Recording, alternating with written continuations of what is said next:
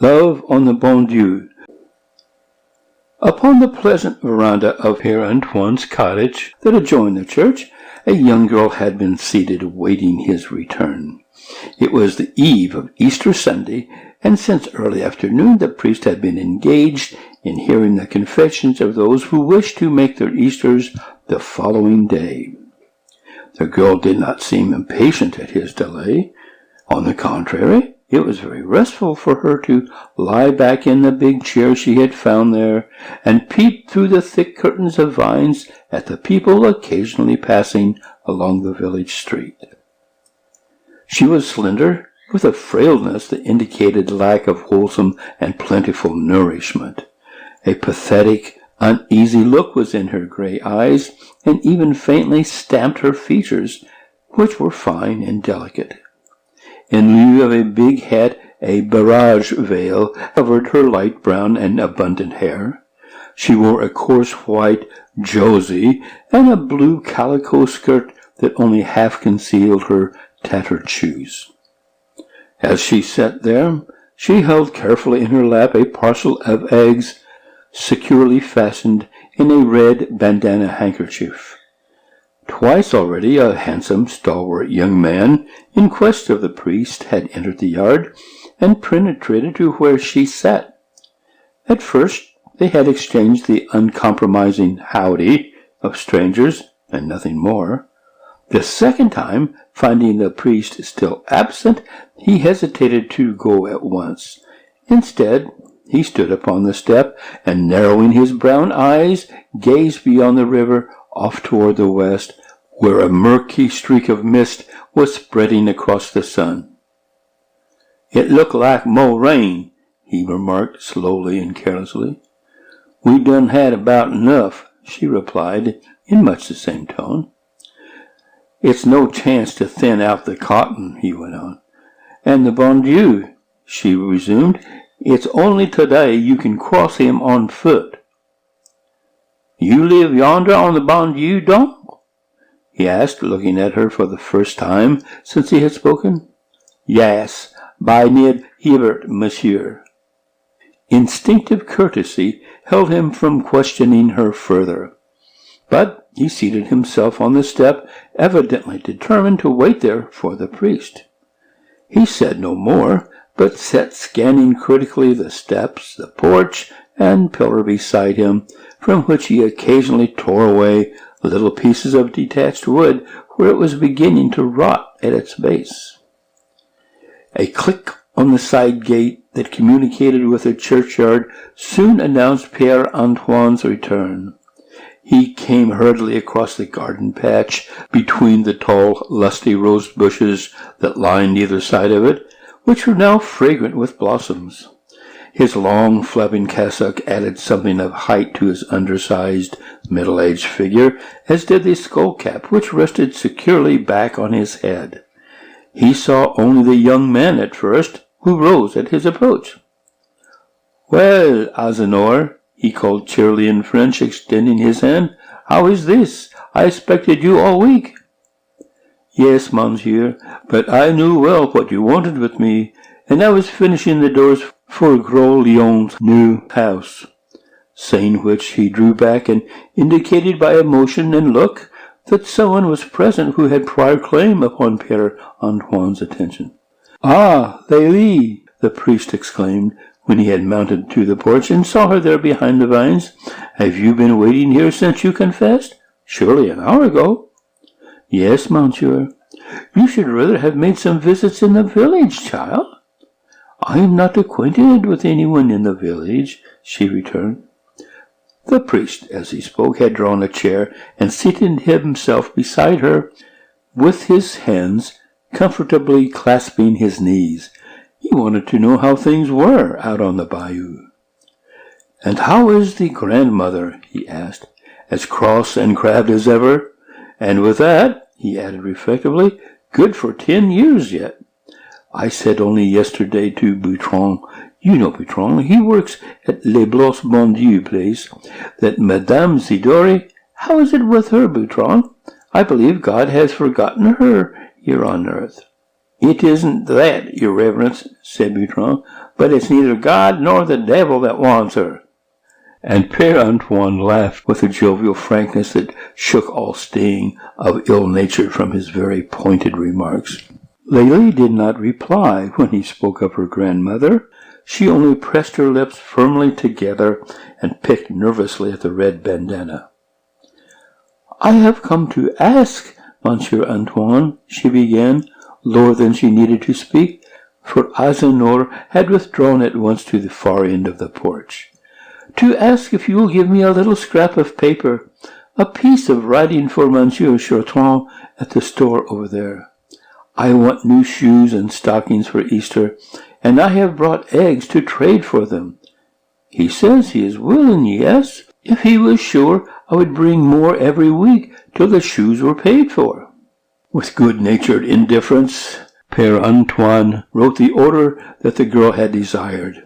He was too familiar with distress to feel keenly for a girl who was able to buy Easter shoes and pay for them with eggs.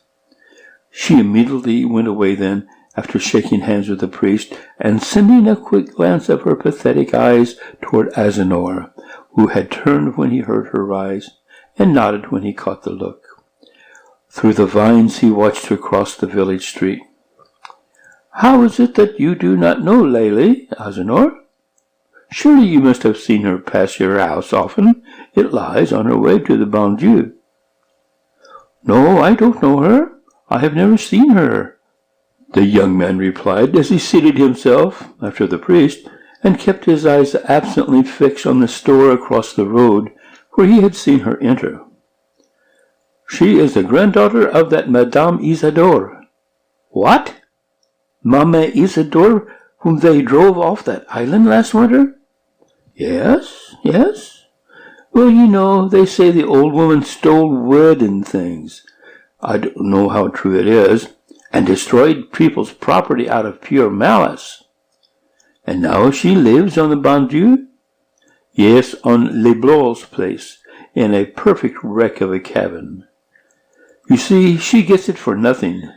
Not a Negro on the place but has refused to live in it. Surely it can't be that old abandoned hovel near the swamp that Michon occupied ages ago? That is the one, the very one. And the girl lives there with that old wretch? The young man marveled. Old wretch, to be sure, Azanor. But what can you expect from a woman who never crosses the threshold of God's house, who even tried to hinder the child doing so as well? But I went to her. I said, "See here, Madame Zedora, you know it's my way to handle such people without gloves. You may damn your soul if you choose." I told her, "That is a privilege which we all have, but none of us has a right to imperil the salvation of another. I want to see Lélie at Mass hereafter on Sundays, or you will hear from me." And I shook my stick under her nose. Since then, the child has never missed a Sunday. But she is half starved. You can see that. You saw how shabby she is, how broken her shoes are. She is at Chartrand's now, trading for new ones with those eggs she brought. Poor thing. There's no doubt of her being ill-treated. Bertrand says he thinks Madame Zedore even beats the child. I don't know how true it is, for no power can make her utter a word against her grandmother. Azanor, whose face was a kind and sensitive one, had paled with distress as the priest spoke, and now, at these final words, he quivered as though he felt the sting of a cruel blow upon his own flesh. But no more was said of Lélie, for Père Antoine drew the young man's attention to the carpenter work which he wished to entrust to him. When they had talked the matter over in all its lengthy details, Azanor mounted his horse and rode away. A moment's gallop carried him outside the village, then came a half-mile strip along the river to cover, and then the lane to enter, in which stood his dwelling midway upon a low, pleasant knoll. As Azanor turned into the lane, he saw the figure of Lélie far ahead of him. Somehow he had expected to find her there, and he watched her again as he had done through Père Antoine's vines. When she passed his house, he wondered if she would turn to look at it. But she did not. How could she know it was his? Upon reaching it himself, he did not enter the yard, but stood there motionless, his eyes always fastened upon the girl's figure. He could not see, away off there, how coarse her garments were. She seemed, through the distance that divided them, as slim and delicate as a flower stalk. He stayed till he reached the turn of the lane and disappeared into the woods. Mass had not yet begun when Azenor tiptoed into church on Easter morning. He did not take his place with the congregation, but stood close to the holy water font and watched the people who entered. Almost every girl who passed him wore a white mull, a dotted Swiss, or a fresh starched muslin at least. They were bright with ribbons that hung from their persons and flowers that bedecked their hats. Some carried fans and cambric handkerchiefs.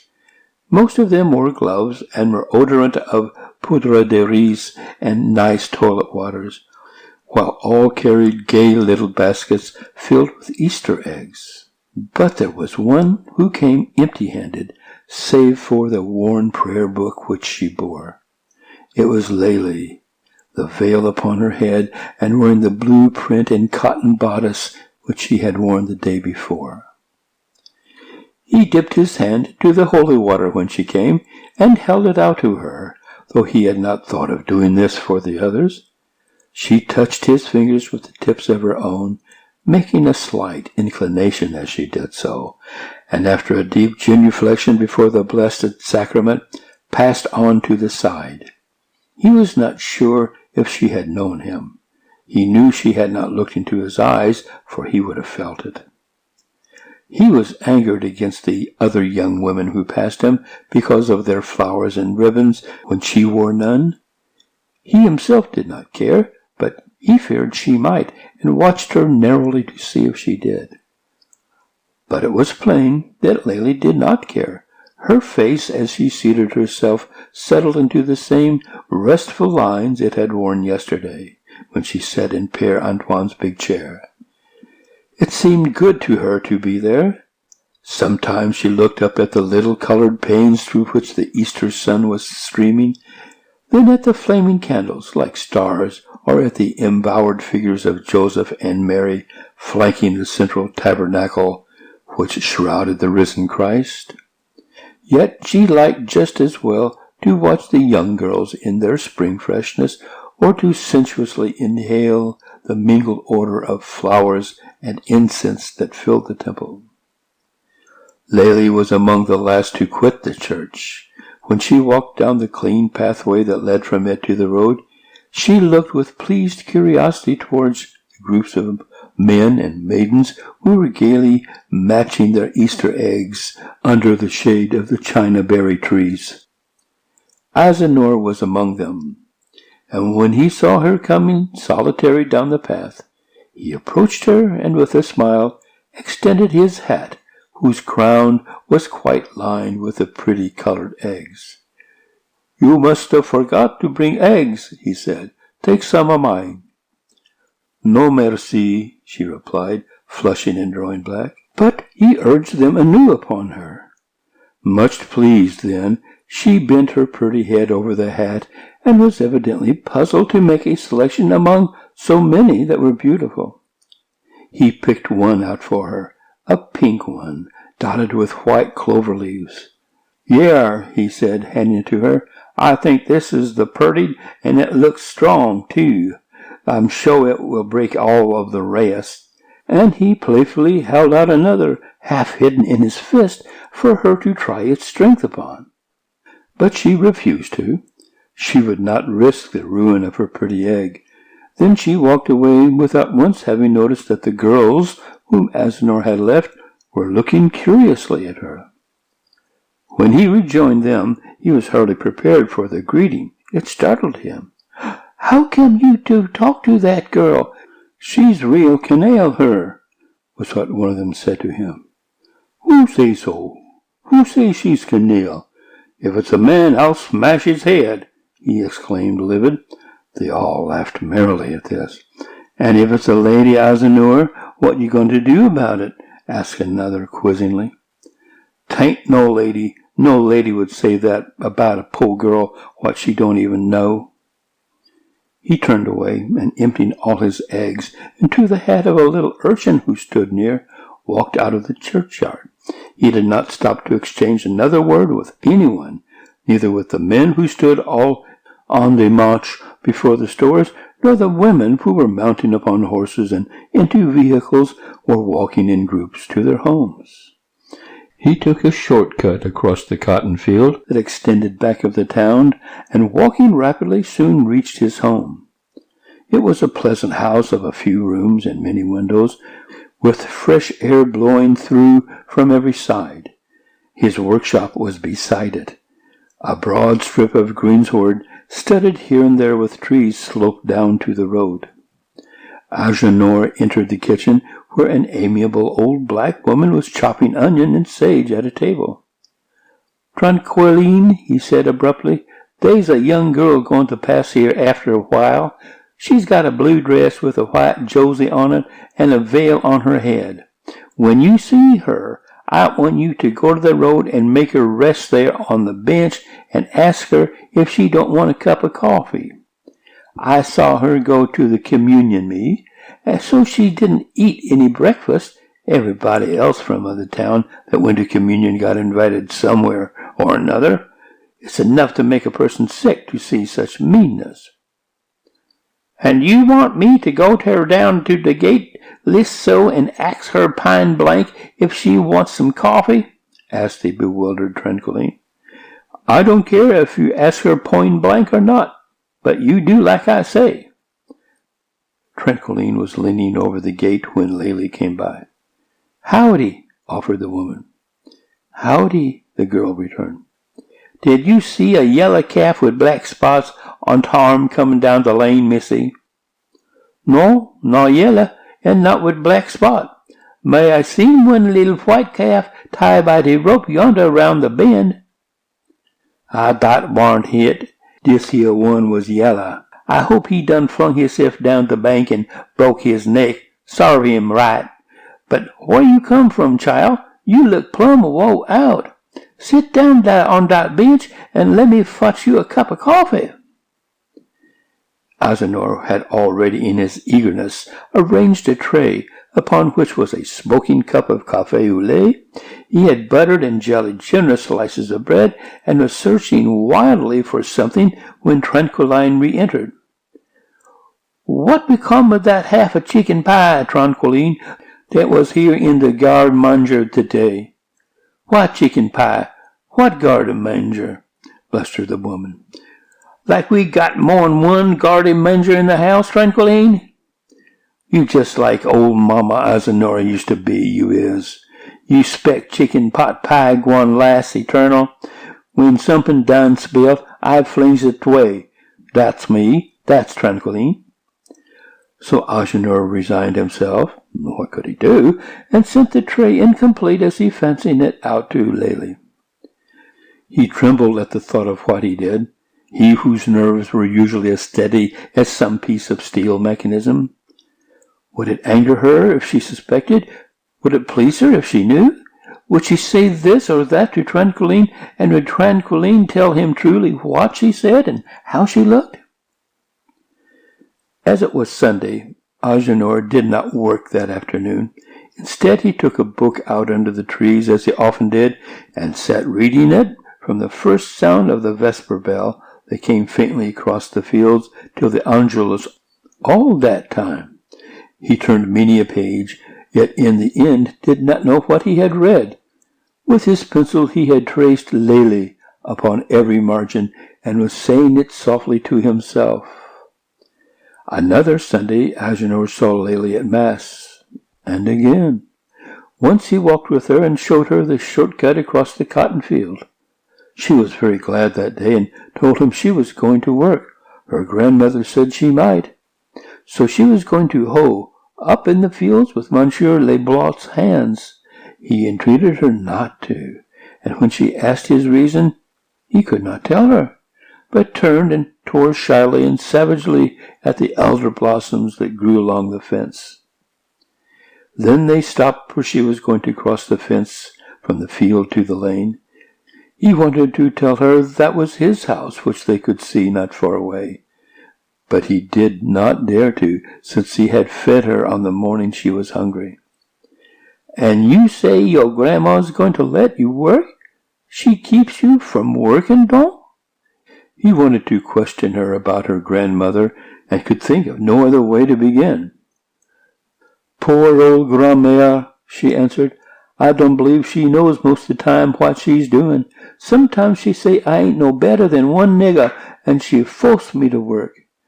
Then she say she know I'm going to be one canaille like mamam, and she make me sit down still, like she would want to kill me if I would move. Her, she only want to be out in the wood, day and night, day and night. She ain't got her right head, poor grandmère. I know she ain't." Lélie had spoken in low and in jerks, as if every word gave her a pain. Agenor could feel her distress as plainly as he saw it. He wanted to say something to her, to do something for her, but her presence paralyzed him into inactivity, except his pulses that beat like hammers when he was with her. Such a poor, shabby little thing as she was, too. "I'm going to White Year next Sunday for you, Lélie," he said, when the fence was between them, and he thought he had said something very daring. But the next Sunday she did not come. She was neither at the appointed place of meeting in the lane, nor was she at Mass. Her absence, so unexpected, affected Agenor like a calamity. Late in the afternoon, when he could stand the trouble and bewilderment of it no longer, he went and leaned over Père Antoine's fence. The priest was picking the slugs from his roses on the other side. "That young girl from the Bon Dieu," said Agenor. "She was not at Mass today. I suppose her grandmother has forgotten your warning." "No," answered the priest. "The child is ill, I hear. Bertrand tells me she has been ill for several days from overwork in the fields. I shall go out tomorrow to see about her. I would go today if I could." "The child is ill," was all that Agenor heard or understood of Père Antoine's words. He turned and walked resolutely away, like one who determines suddenly upon action after meaningless hesitation. He walked towards his home and past it as if it were a spot that did not concern him. He went on down the lane and into the wood where he had seen Lélie disappear that day.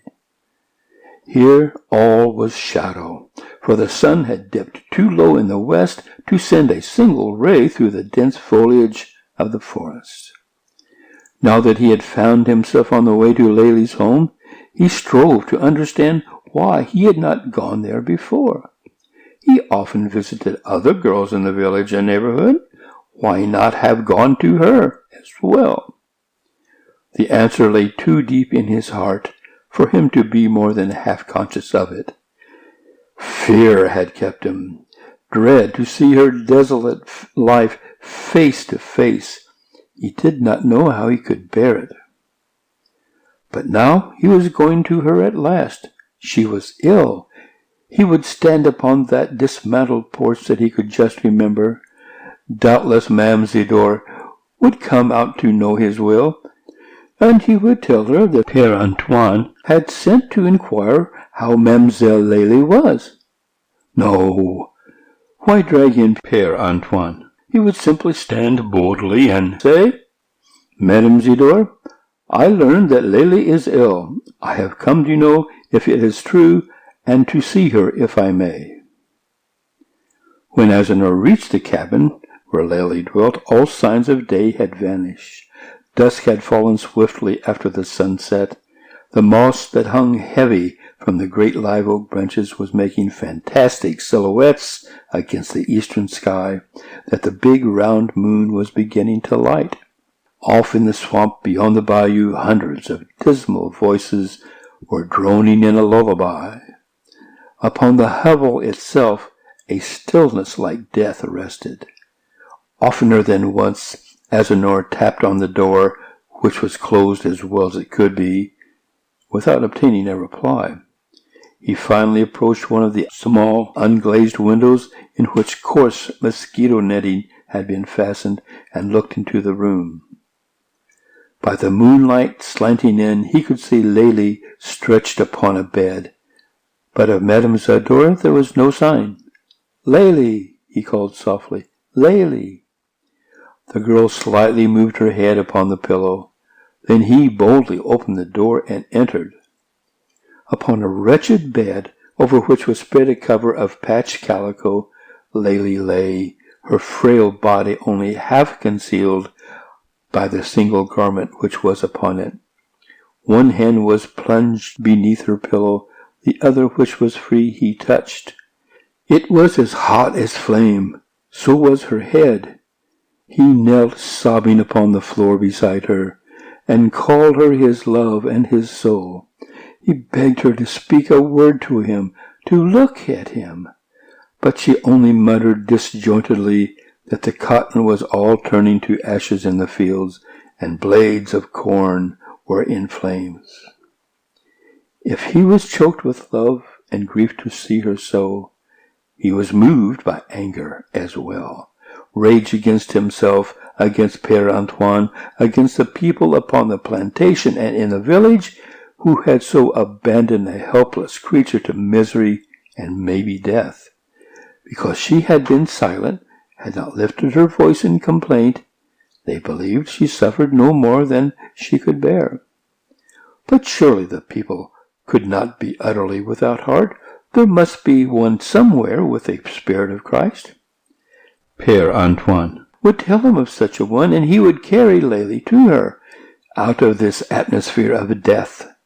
He was in haste to be gone with her. He fancied every moment of delay was a fresh danger threatening her life.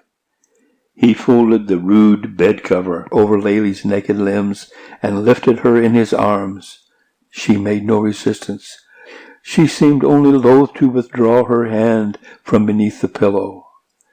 When she did, he saw that she held lightly but firmly grasped in her encircling fingers the pretty Easter egg he had given her.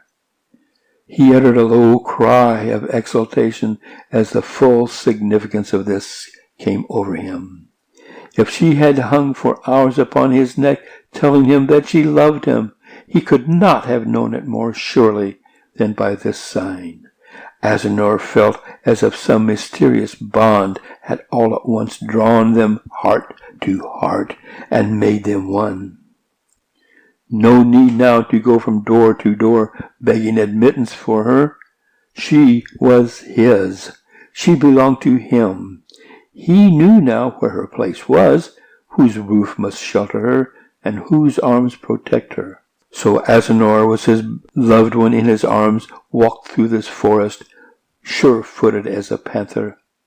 Once as he walked, he could hear in the distance the weird chant which Madame Zador was crooning, to the moon maybe, as she gathered her wood. Once, where the water was trickling cool through rocks, he stopped to lave Lélie's hot cheeks and hands and forehead. He had not once touched his lips to her, but now, when a sudden great fear came upon him, because she did not know him, instinctively he pressed his lips upon hers that were parched and burning. He held them there till hers were soft and pliant from the healthy moisture of his own. Then she knew him. She did not tell him so, but her stiffened fingers relaxed their tense hold upon the Easter bauble. It fell to the ground as she twined her arm around his neck, and he understood. "Stay close by her, Tranquilline," said Azenor, when he had laid Lélie upon his own couch at home. "I'm going for the doctor and for Père Antoine. Not because she's going to die," he added hastily, seeing the awe that crept into the woman's face at the mention of a priest. "She is going to live. Do you think I would let my wife die, Tranquilline? End of Love on the Bon Dieu.